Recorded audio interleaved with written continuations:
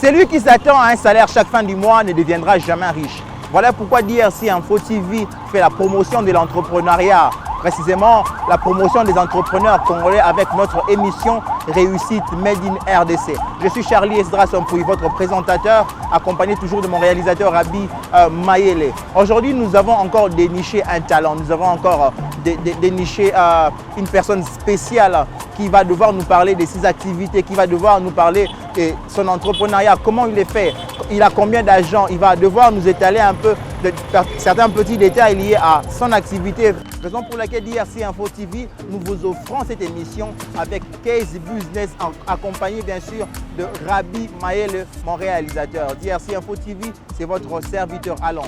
Découvrir Ketia et puis quoi, nous allons revenir pour clore.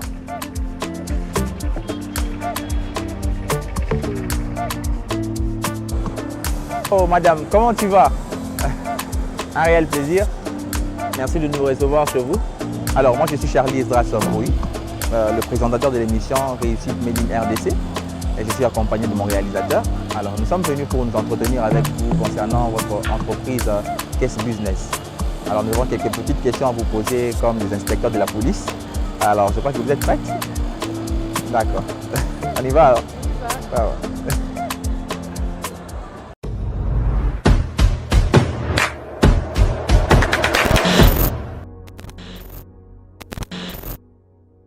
Bonjour, mon nom c'est Ketia Kanza, je suis la fondatrice et la directrice générale de Case Business. Case Business, c'est une entreprise qui aide les jeunes à se développer et à se lancer dans l'entrepreneuriat. Et nous aidons aussi les jeunes en les accompagnant dans l'accomplissement de leurs projets. Je suis aussi la directrice générale de Smell Good, une entreprise spécialisée dans l'export des produits.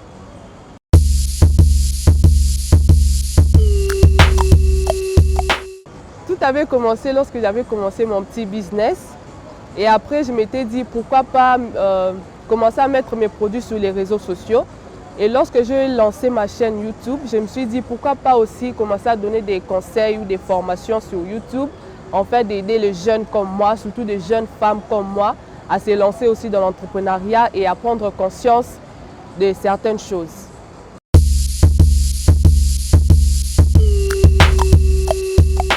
Maintenant, j'ai 3 agents, des employés. J'ai 3 employés actuellement qui ne travaillent pas pour Case Business, mais pour Smell Good. Smell Good, là où je suis aussi directrice générale.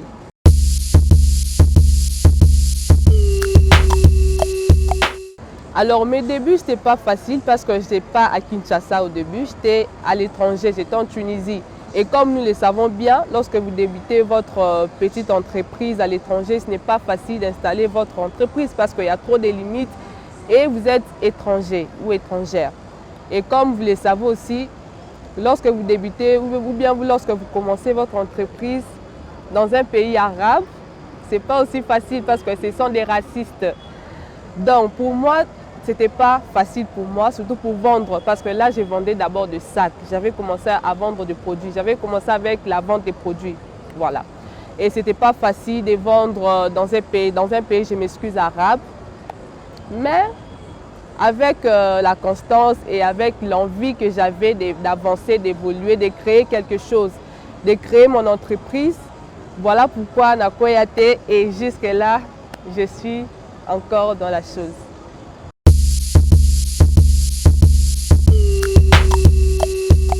Bon, par rapport à votre question, je dirais que il ne faudrait pas attendre que les gens viennent d'abord financer votre projet. Il faudrait d'abord commencer et puis le financement viendra après. Et lorsque vous allez contacter les incubateurs ou lorsque vous serez peut-être dans une incubation, c'est alors que vous aurez peut-être la chance d'avoir un financement. Mais pour un début, pour un entrepreneur, je dirais que, je m'excuse, pour un entrepreneur, il ne faudrait pas d'abord attendre les financements pour commencer. Il faudrait d'abord commencer et le financement viendra après. Parce que le financement peut venir de la famille, de vos amis ou peut-être de l'église, les membres de l'église. Mais le plus important, c'est d'abord de commencer.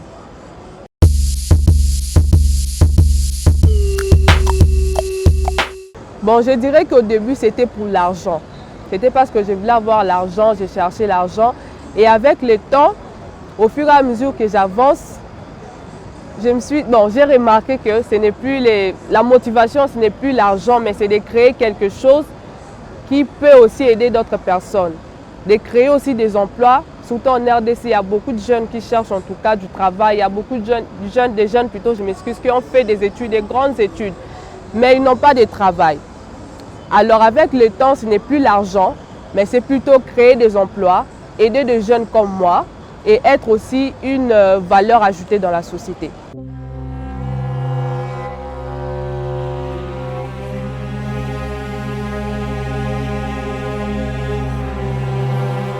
Incubation, bon, je n'ai pas vraiment une définition claire, mais je vais dire par rapport à ce que moi je connais, parce que je suis aussi dans une incubation. Mon entreprise est incubée quelque part, à Ingenieux City. Donc, je dirais que incubation, c'est genre une structure qui réunit plusieurs entrepreneurs ou plusieurs entreprises dans le but de les aider à acquérir d'autres connaissances et avoir les financements nécessaires. Bref, plutôt, les aider à avancer et atteindre leur objectif.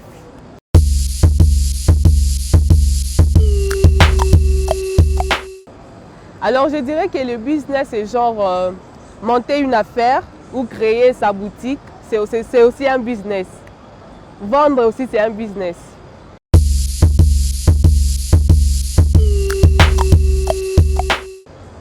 Comme j'ai dit au début, le Caisse Business est une entreprise qui aide le jeune à se développer afin de se lancer dans l'entrepreneuriat. Parce que si nous voulons que les pays puissent évoluer, ou bien si nous voulons sortir de la pauvreté, il faudrait que le jeune, ou bien nos enfants, nos petites sœurs, ou bien nos petits frères, aient cet esprit-là de l'entrepreneuriat. Parce que l'entrepreneuriat, c'est aussi quelque chose qui va nous aider, beaucoup plus nous aider à sortir de la pauvreté, je m'excuse, et à vaincre certaines choses. Donc, Caisse Business va beaucoup aider le jeune, surtout les jeunes de mon pays, à se développer.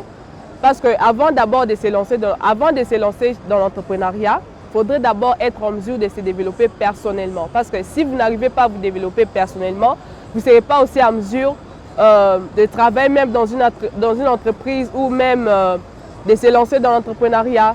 Parce que l'entrepreneuriat, ça demande aussi beaucoup de choses. C'est un domaine très risqué et ça demande d'avoir un mental, je m'excuse, fort et avoir vraiment des capacités nécessaires pour l'entrepreneuriat parce que c'est vraiment un domaine très risqué.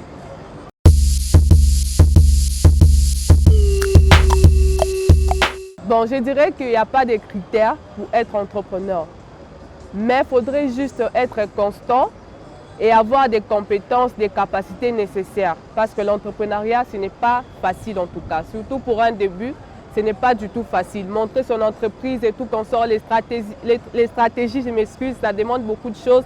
Le marketing, la communication. Il faudrait vraiment que vous soyez constant et avoir des capacités nécessaires.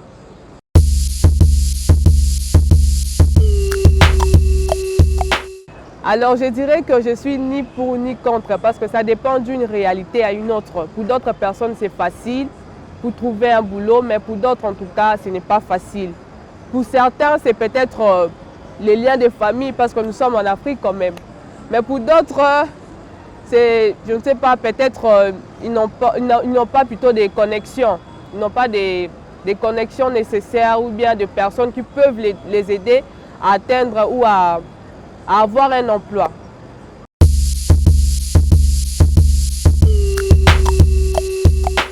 Alors, par rapport à cette question, ça me fait rire d'abord parce que j'avais dit au début par rapport à ma définition, c'est que le business, c'est monter une affaire ou bien créer sa propre boîte, c'est aussi un business. Alors, pour les prostituées, c'est aussi leur business, c'est un business. Je dirais que c'est un business parce que c'est leur gagne-pain. C'est là où elles gagnent l'argent. C'est là où elles trouvent l'argent ou bien elles se retrouvent. Je dirais que c'est un business.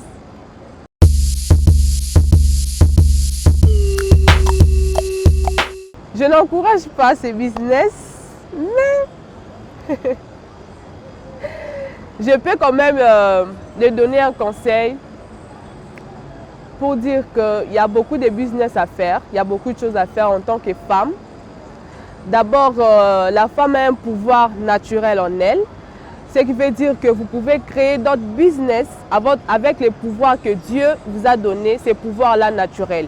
Il y a beaucoup de choses que vous pouvez faire en tant que femme, au lieu de se prostituer, au lieu de courir derrière les hommes. Vous pouvez faire beaucoup de choses avec le pouvoir et les dons que Dieu vous a donnés. Et chaque personne en nous, chaque personne, je m'excuse, a un don et un pouvoir que Dieu a mis plutôt en lui, bien en elle. Essayez d'utiliser votre pouvoir et le don que Dieu vous a donné. Formez-vous aussi. C'est important pour une femme de se former.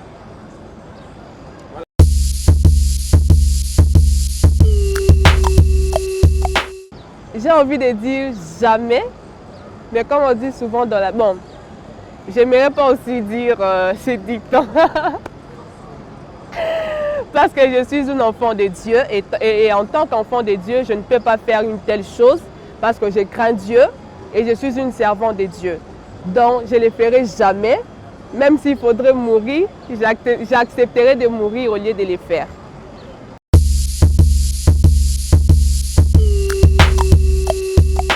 Bon, je dirais plutôt à la jeunesse de se lancer dans l'entrepreneuriat. Mais si vous n'arrivez pas, au cas où vous n'arrivez pas à bien avancer dans l'entrepreneuriat, cherchez un emploi, cherchez des connexions, envoyez des CV comme vous le pouvez. Et par la grâce de Dieu, vous allez trouver un emploi qui va vous aider, bien vous permettre à vous en sortir, à gagner quand même quelques sous au lieu de faire du n'importe quoi ou bien de se lancer dans le business de kidnapping. Ce n'est pas bien de tuer les gens. C'est un argent sale. Ce sont des argents ou bien l'argent sale.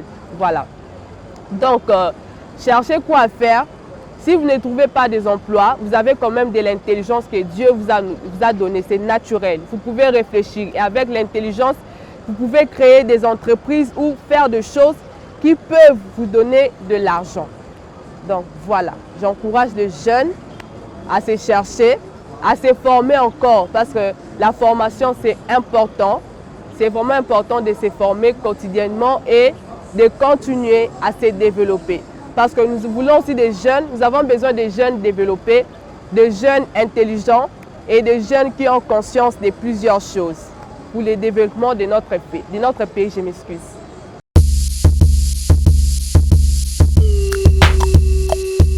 D'abord, je dirais merci à toute l'équipe d'IRC Info pour l'invitation et pour l'émission. Merci à toutes les personnes qui me soutiennent. Merci en tout cas à mon Dieu qui est toujours là pour moi. Et je salue ma maman, ma famille, toute ma famille. Alors, mon dernier mot serait d'encourager toutes les personnes, tous les jeunes. N'hésitez pas, si vous avez une bonne idée derrière la tête, pas n'importe quoi, hein, pas du n'importe quoi, mais de bonnes idées, n'hésitez pas en tout cas, lancez-vous, cherchez à être coaché, formez-vous encore et apprenez à se développer personnellement et quotidiennement. Très chers téléspectateurs et internautes, merci de nous avoir suivis. Nous étions en notre compagnie Madame Ketia qui nous a parlé de son business et je crois qu'à qui le prochain tour, c'est à vous de décider qui viendra encore nous parler de son business. Madame, félicitations et merci pour le business, merci pour l'invitation aussi parce que vous nous avez aussi invités et nous avons fait pareil. Que le Seigneur soit avec vous et que ce business aille de l'avant. Et surtout, nous encourageons toutes les personnes, toute la jeunesse de la République démocratique du Congo à entreprendre quelque chose au lieu de rester à la maison pour attendre que l'État puisse mettre en place un recrutement qui va devoir vous faciliter, vous permettre d'être engagé dans une société de la place. Créez un business, soyez indépendant et c'est comme ça que notre pays ira de l'avant. Abonnez-vous massivement sur l'IRC Info TV et à partager, liker toutes nos vidéos, toutes nos émissions. Je crois que ça vous sera utile et ça va aussi nous profiter pour que nous puissions avancer. J'étais Charlie Estras, votre présentateur au microphone et Rabi Maël comme réalisateur et au cadrage en même temps. Que Dieu bénisse la République démocratique du Congo, le paradis sur terre et Kinshasa, la capitale de la République démocratique du Congo et le Lingala reste la plus belle langue du monde. Au revoir.